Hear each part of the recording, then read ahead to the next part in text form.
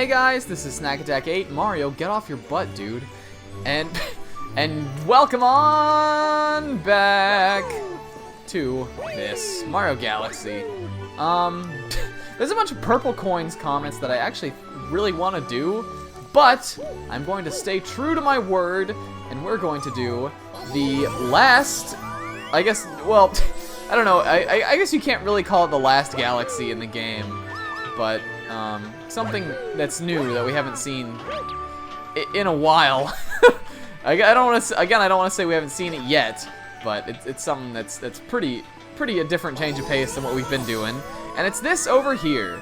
It's this little hut house, and this guy says this is the gate. We've walked past here a couple times, but we haven't actually been in yet. So let's go in.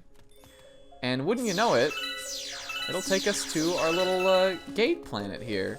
So if you can remember, this is actually the very first planetoid we ever walked around on in Super Mario Galaxy. And this is, I guess, our little bonus incentive for getting through the game, as we get to come back here and kind of traipse around. This is a very nice little planetoid. I like it a lot. It's very calming and relaxing. It's a nice place that I would want to go to hang out. Just take things in. Remember this little citadel thing here was where we met Rosalina, and sure enough, there she is, standing out up top on here on the lookout. So let's talk to her. Hey Ro, don't get to see you too much outside of the observatory, just standing there with your little bubble shield. What's going on? This planet, it's very dear to me. I looked forward to visiting this planet with the Lumas every 100 years. The Luma that's been traveling with you may also grow up to become a star someday. Some Lumas become planets, others become comets, and a few become power stars. I'm traveling with them while they look for a place to be reborn. But I never thought all this would happen. Wow, Mama must really trust you. How about this? If you grab all 100 purple coins, then you'll earn my trust too. This is a red star. It holds the power of red Lumas. But the really amazing part about it is it allows you to fly after you spin in midair. Yes, fly! While pressing A, you can pick the direction you want to fly with the control stick. You can collect 100 purple coins. I'll let you use my power somewhere else. So, here we have a cool little, I don't even know if I want to call it an Easter egg, but it's a cool little, just for fun, power that they added into the game. So let's grab our red star, and it changes us to this 3 edgy 5Me color palette, and sure enough, gives us the ability to fly. What? Man, it's cool. We got our nice little flying theme here, which is very nice.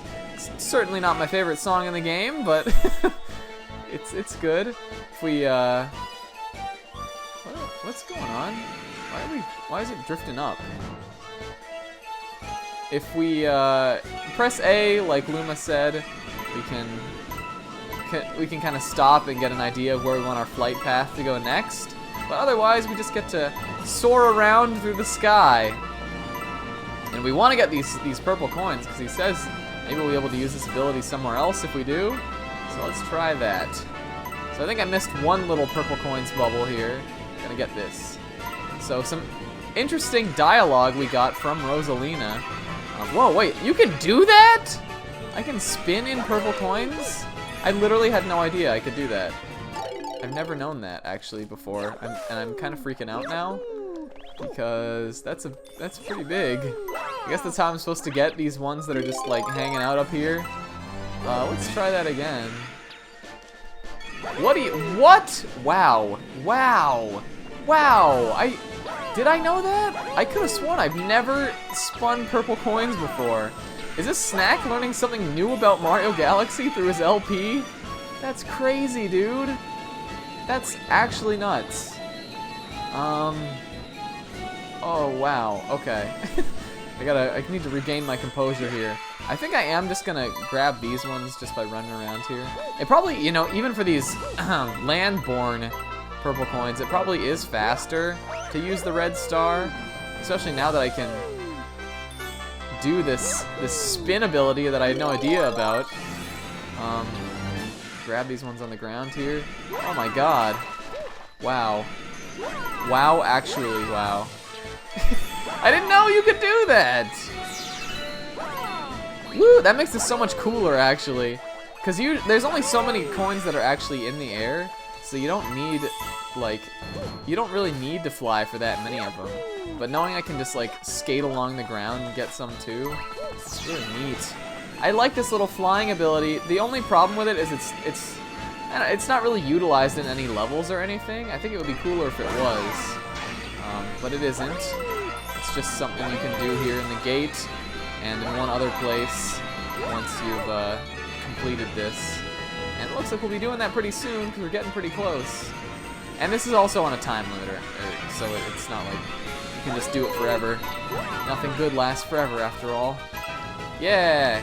Give me that. Oh man, I wanted to get it before my thing ran out. There's a red star up there. It looks beautiful, actually. It looks really great. I love that bright red.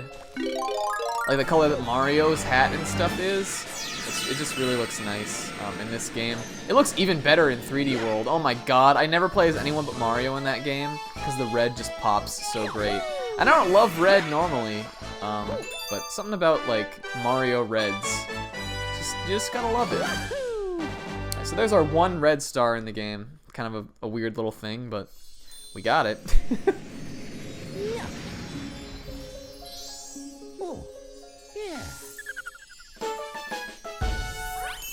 Alright, our 95th star. That galaxy is complete.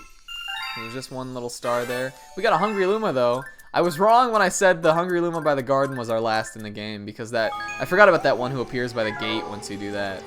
But that's that. So, you may actually have remembered, if you were watching along with us and hadn't played this game, or if you've played it, obviously you know. I don't know why I always say that, because it's just common sense. But there was a red Luma hanging out over here above the bedroom. And if we talk to him now, he says, see this red star? You can use it anytime. Yep. That's what Mama said. Mama said, knock you out. Alright, so we can fly in the observatory. It's a little bit cool. It's kind of neat. You can get around a lot faster this way, which I like. But, you know, it is what it is. You can't do that much. You can, however, do some cool little tricks like, where's the gate? We can finally get this one up over here underneath the gate. I don't know. I guess they just put this here to vex you, to be like, how am I supposed to get that?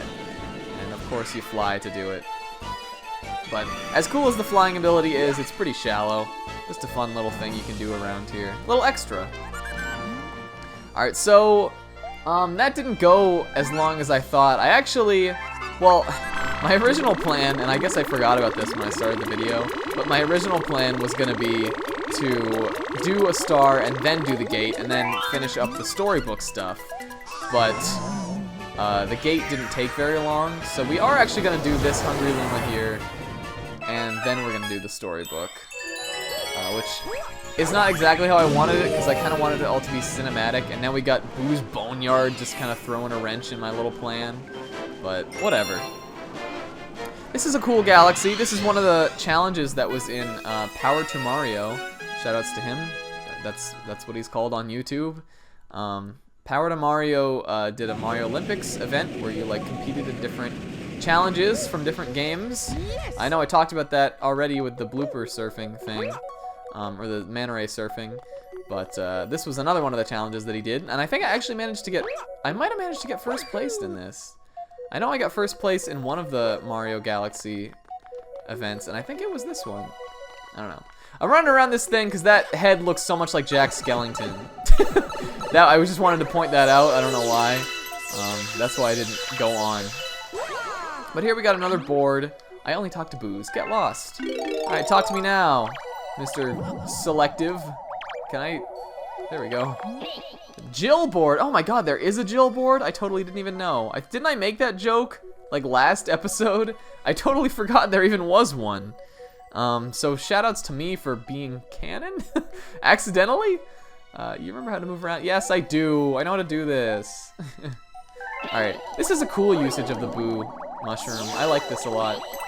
We got another race with our friend here. You're after it too. You race me for it? We know he's got to be talking about a star. And the goggles are down, so it's serious time.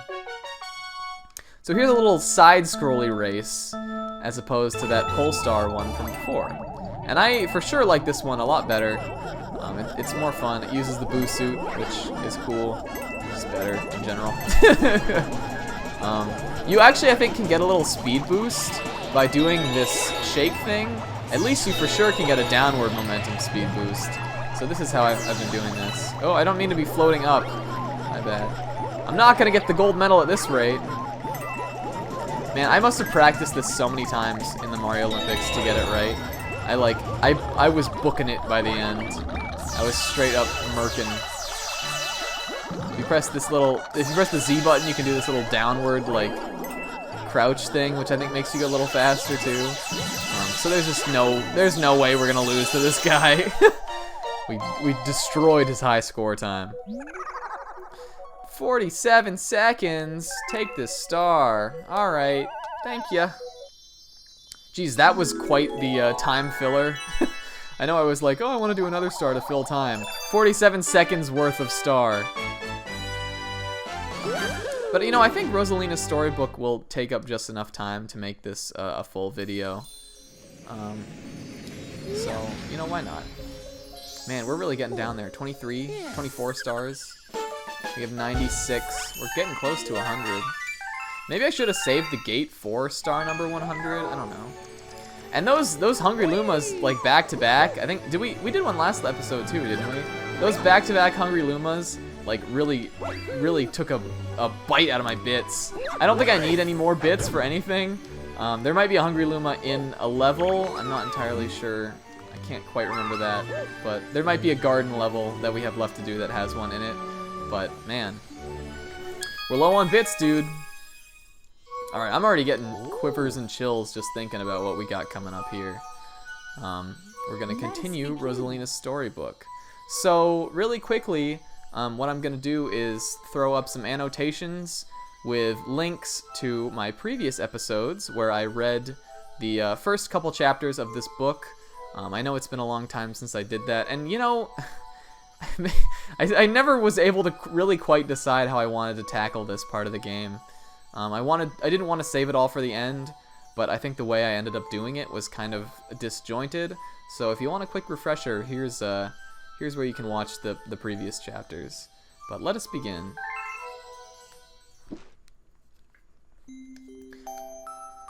Chapter 5, Home. The kitchen will go here, and the library will go over there, the girl said busily to herself. We'll put the gate here. Ever since the girl took Luma under her care, she'd been bustling about at a feverish pace. It's a lot of work, but it's worth it to make a happy home. It turned out that star bits weren't the only things buried in the ice. There were tools and furniture unlike any they had ever seen, and the girl used them to build a home. Looking at the completed house, Luma remarked, "Don't you think it's awfully big for just the two of us?" With a library, bedroom, kitchen, fountain, and gate, it was certainly spacious, but still, something seemed to be missing. If only my father, brother, and mother were here, the girl said wistfully. Indeed, the house was too large for its two small residents. That night, clutching her favorite stuffed bunny close to her heart, the girl fell asleep in the starship. Chapter 6, Friends. Then one day, while the girl sat sipping tea, a tiny apricot-colored planet appeared on the horizon.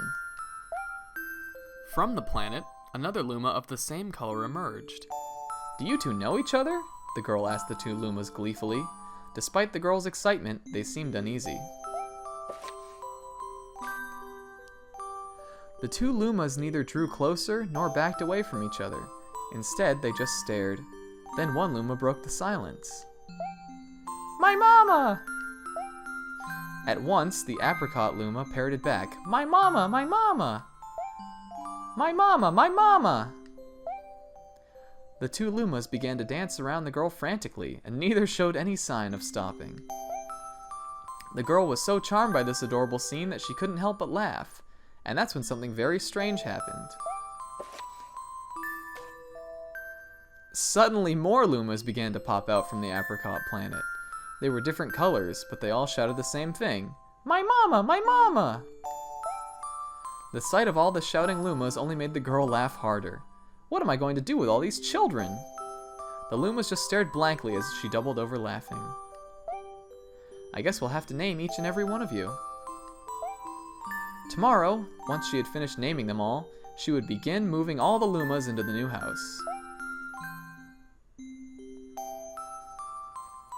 Chapter 7, The Telescope.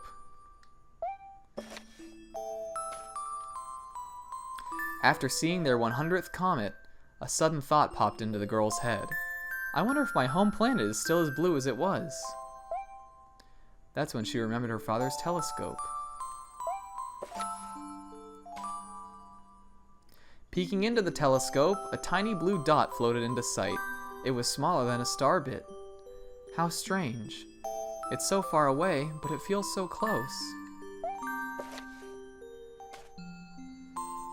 She twisted the knob of the telescope, and the blue dot grew until she could make out a grassy hill dotted with flowers. It seemed very familiar to her. Zooming even closer, a terrace on the hill came into view. I used to go stargazing there when I lived on my home planet.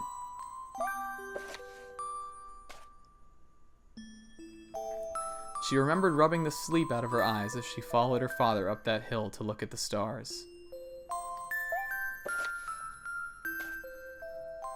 She remembered how she and her brother would sled down that hill. She remembered having picnics with her mother on that hill on bright and windy days. And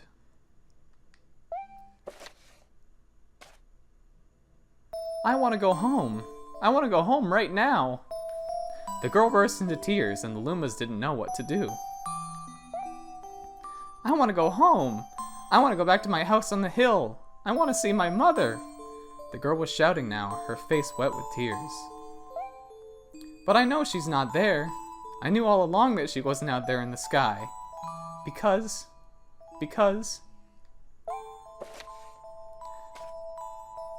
she's sleeping under the tree on the hill. The girl's cries echoed through the stars, and a hush fell over the area.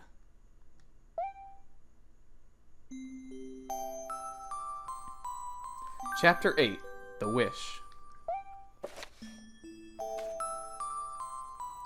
Though usually quite cheery, one day the girl became sad again. Luma drew close and tried to comfort her. Mama, you still have me. And don't be sad about your mama, because she's a part of you. That means she's always close by. It's like me. I love starbits because they remind me of my mama. No, the girl said, unable to stop the tears. A lonely look flickered across Luma's face, but it was soon replaced with a wide grin. I have an idea. I will transform into a comet, a soaring comet that can carry you all on this journey. With that, Luma, trailing bands of white, soared high into the sky and just as quickly started to plummet back down. Kaboom! Kablam! The ground shook, and a bright light poured out of the crater that the Luma had created. The bands of light twisted together to form a comet tail. And then Luma emerged, reborn as a comet. The girl could scarcely believe her eyes. But how? She kept asking. Our destiny as Lumas is to transform into different things, said a red Luma who had suddenly appeared. Stars, comets, planets, we can become all of these things. When I grow up, I want to become a star that will make someone special smile, said a green Luma. A blue Luma chimed in. That Luma turned into a real cutie of a comet, didn't he? All of the Lumas together said, No more crying, Mama. Thank you, said the girl in a whisper, and she pulled the Lumas close and hugged them.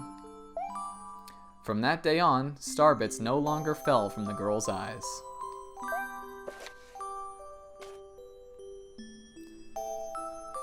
The comet set forth for the girl's home planet, its long tail blazing proudly behind it. Final chapter, Family. With its many lumas and telescopes, the comet was quite a sight to behold. The girl and the lumas were proud to call it home. At a welcoming party for a new luma, the girl gathered everyone in the kitchen and said in a louder voice than usual, "All right, everyone, let's make a cake sprinkled with star bits. Then it will be a star cake." The lumas excitedly began to gather the ingredients. As she watched the lumas scurry about, the girl smiled and thought to herself, "This is my family now, and I will stay with them until they're ready to leave the nest. And when they do, I'll see them off with a smile. Because that's what makes a mother happiest." That night, when the girl lay down to sleep, a soft light enveloped her and reminded her of the blue planet she once called home. But it would be nice to return home once every 100 years to nap in my favorite sleeping nook.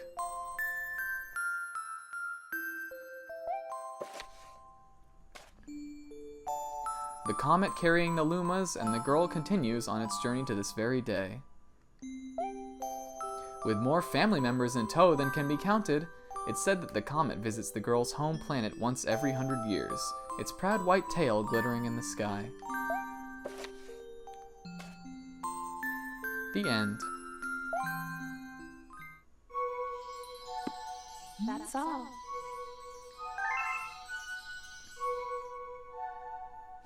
Alright, so with the story complete, we can finally talk about this, I guess.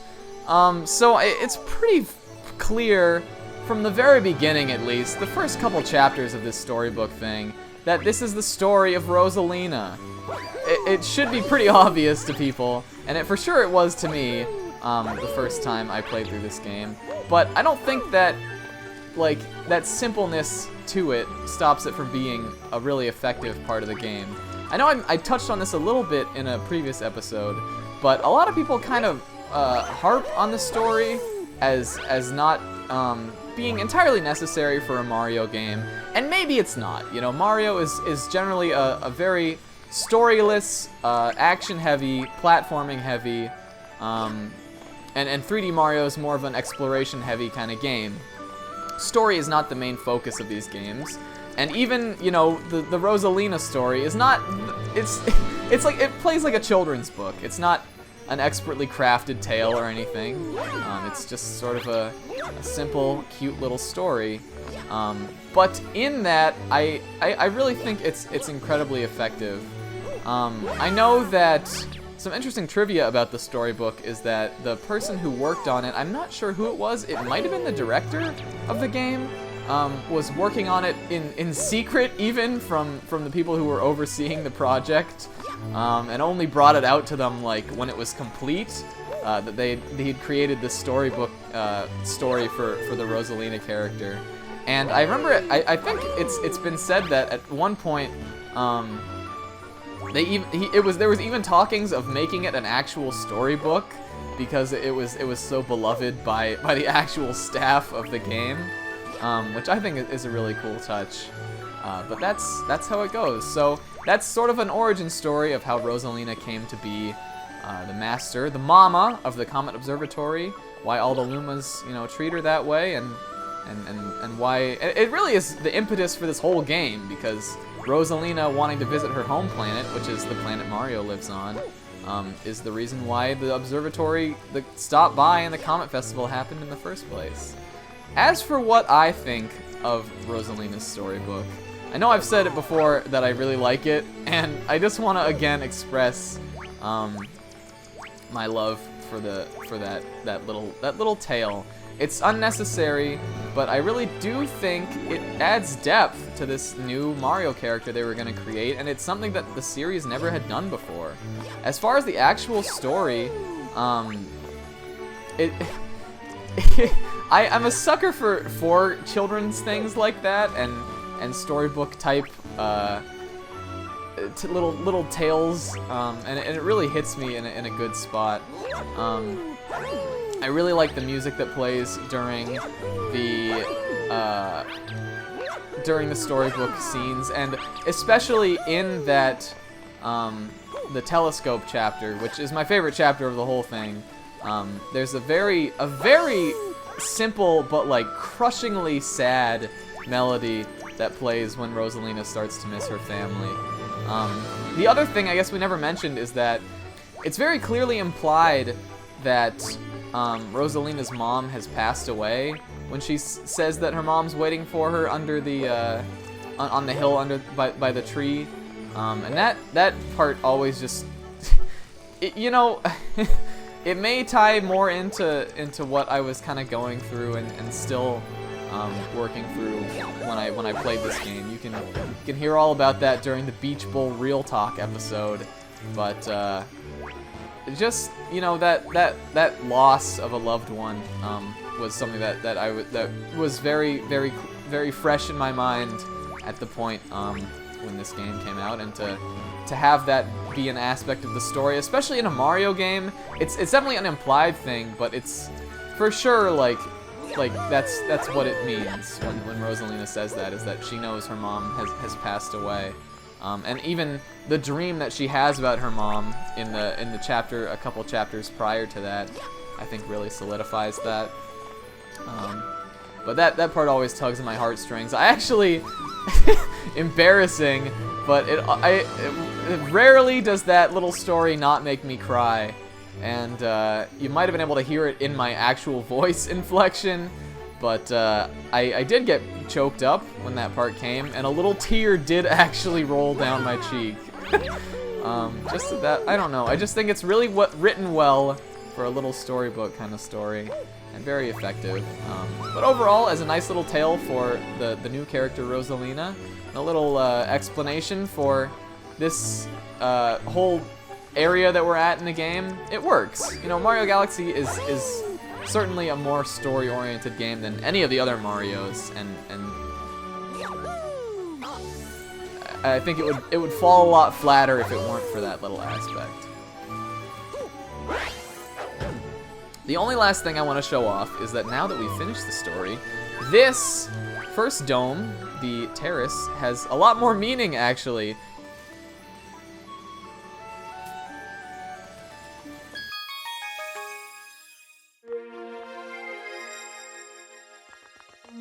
Here's the telescope, the very one from the storybook, and if you can see, or like if you can see along the wall here, it's a little drawing of that castle and the little house and the hill and all that little stuff from Rosalina's story.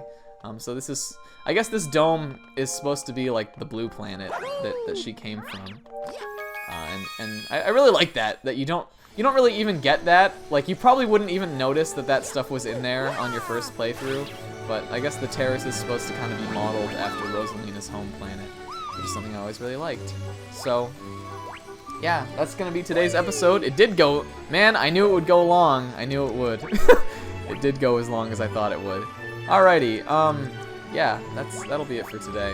So thank you guys so much for watching. Till the next one, I've been Snack Attack 8. See you later.